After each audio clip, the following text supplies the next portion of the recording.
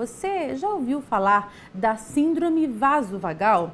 É uma doença silenciosa que causa mal-estar e um dos sintomas é o desmaio. Muita gente tem crises por causa de ansiedade ou simplesmente por esquecer de beber água e não se alimentar direito. Sobre essa síndrome, eu vou conversar a partir de agora com a doutora Carla Patrícia da Silva e Prado. Ela é cardiologista e coordenadora do Departamento Científico de Cardiologia da Sociedade de Medicina e Cirurgia de Campinas. Doutora, bom dia, muito obrigada pela sua presença aqui com a gente. Bom dia, muito obrigada pela oportunidade. Doutora, primeiro vamos conceituar, e explicar para o nosso público o que é essa síndrome vasovagal, porque muita gente nunca nem ouviu falar, né? É verdade. Bom, a síndrome vasovagal, a manifestação clínica dela é a perda da consciência com a perda do tônus muscular. Então, a manifestação que a pessoa faz é o próprio desmaio, né? Normalmente, antes de ter seu desmaio, a pessoa tem alguns sintomas associados, como crise de taquicardia, aceleração do batimento cardíaco, sudorese, tontura, mal-estar, e a pessoa perde a consciência e cai ao chão, tá? O que diferencia essa síndrome de outras causas de desmaio, também importantes, é que dura muito pouco tempo, em torno de 1-2 minutos no máximo, a perda da consciência. E quando a pessoa retorna, ao nível de consciência normal, ela acorda, vamos dizer assim, ela não tem sintoma nenhum depois desse episódio. Ao passo que desmaios, por exemplo, por epilepsia, por uma crise convulsiva, quando a pessoa acorda, ela fica um pouco sonolenta, um pouco confusa. Na síndrome vasovagal isso não acontece, é como se ela nem percebesse que aconteceu o desmaio. Eu ia lhe perguntar exatamente isso, a pessoa é rápido, pelo que você está nos explicando, ela em alguns momentos, e essa é uma pergunta, ela tem esses indicativos de que terá esse desmaio ou pode ser de forma imediata, do nada, ela está aqui e de repente tem ela desliga, como se desligasse de fato. Na verdade, a gente usa esse termo mesmo, é o termo liga-desliga. Quer dizer, a pessoa está aqui ok, e de repente ela desliga e acorda no chão, ou com alguém chamando, alguém tentando acordá-la, A grande maioria, digo para você que assim, quase que na totalidade dos casos, há sintomas prodrômicos, sintomas que antecedem essa crise. Como eu estou falando, normalmente o aceleramento do batimento cardíaco, uma sudorese e tontura, rápido, é um curto período de tempo. E o que pode desencadear? Ok, a gente sabe que tem alguns sintomas, porque muita gente pode ter a síndrome e não saber que tem a síndrome vasovagal, ou até mesmo confundir, não, uma pressão baixa, passei mal ali, e às vezes não investiga, doutora? Mas que situações podem desencadear ou levar a esses sintomas, como por exemplo estresse ou uma alimentação que não é adequada? Existem algumas causas que podem desencadear isso? Sim, tem sim. Normalmente a postura prolongada em pé, em ambientes mais quentes, ambientes fechados, a falta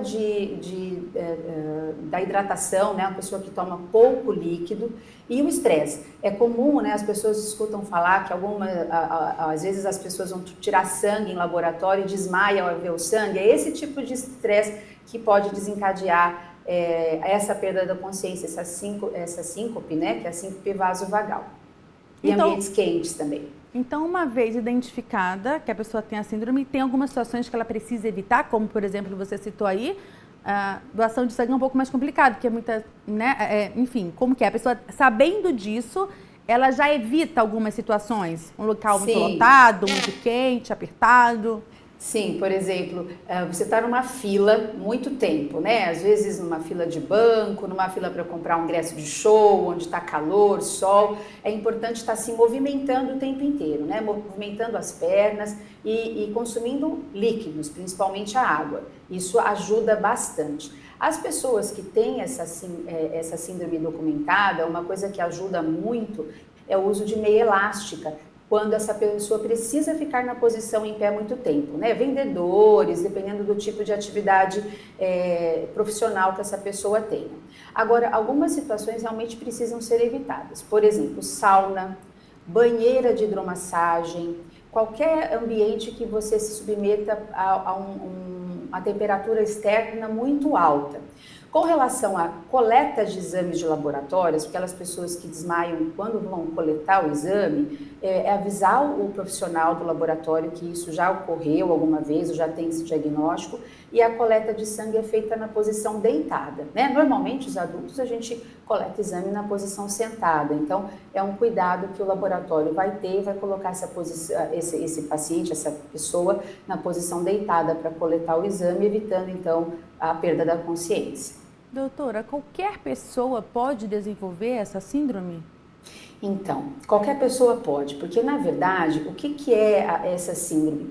Quando a gente está num ambiente quente, numa postura prolongada ou sobre um estresse muito grande, a gente pode desencadear uma ação de um neurohormônio chamado, né, através do nervo vago, tá? E que faz com que a frequência cardíaca diminua momentaneamente e a pressão arterial possa cair. Então, em determinadas situações, alguém que nunca teve essa síndrome, se for uma estimulação vagal muito importante, ela pode acontecer sim. E é comum, doutora? Existem muitas pessoas diagnosticadas com essa síndrome? Bastante comum. A recorrência ela não é tão grande, né? Quer dizer, a pessoa que tem sempre esses sintomas, ela não é tão grande, porque uma vez que você tem um desmaio, isso provoca uma preocupação, é claro, né? Em quem apresentou o desmaio. Precisa passar por uma avaliação médica, porque nem todo desmaio rápido é benigno, igual a síndrome vasovagal. Existem problemas cardíacos que podem provocar um desmaio semelhante. Então, é necessário sim uma avaliação médica, mas as pessoas que têm o diagnóstico da síndrome vasovagal, onde não há nenhuma doença cardíaca diagnosticada, elas são orientadas a algumas ações para que a gente evite a perda da consciência, tá? Então, se você tem os sintomas prodrômicos, esses sintomas que antecedem a perda da consciência, como a taquicardia, a sudorese e a tontura, a gente orienta que a pessoa agache ou eventualmente deite ao solo para não ocorrer o desmaio. E como que se dá o diagnóstico, doutora?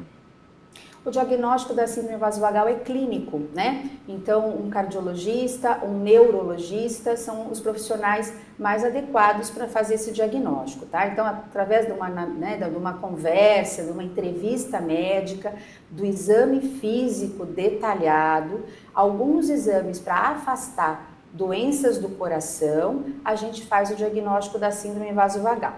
Existem exames laboratoriais possíveis, mas na grande maioria das vezes não é necessário, tá? O diagnóstico acaba sendo através do exame clínico e da entrevista médica mesmo. E qual que deve ser a principal preocupação de uma pessoa que foi diagnosticada com a síndrome, visto que você falou que é um desmaio benigno?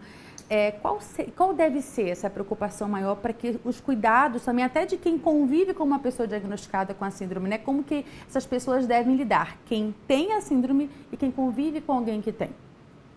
Bom, primeira coisa, ele é benigno se a gente tiver uma postura em pé, né? Se a gente tiver uma síndrome vasovagal, por exemplo, um profissional que está numa situação de altura, por exemplo, ela pode ser grave.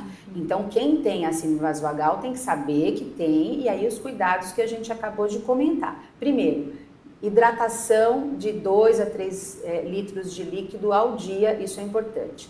A meia de compressão, ok? Isso é importante. E o médico no consultório, o cardiologista e o neurologista, ensina alguns exercícios para tonificar a musculatura e evitar que essas crises tenham recorrência, tá? Existe treinamento físico para isso que a gente orienta em consultório, ok? Mas, uma vez diagnosticado, um parente, por exemplo, que sabe que a pessoa que convive com ele tem a síndrome, é só ficar calmo, apoiar essa pessoa para que, numa eventualidade de um desmaio, não tenha uma queda, bata a cabeça no chão, esse tipo de coisa, apoiar essa pessoa ao chão e em 1, 2 minutos ela retoma a consciência.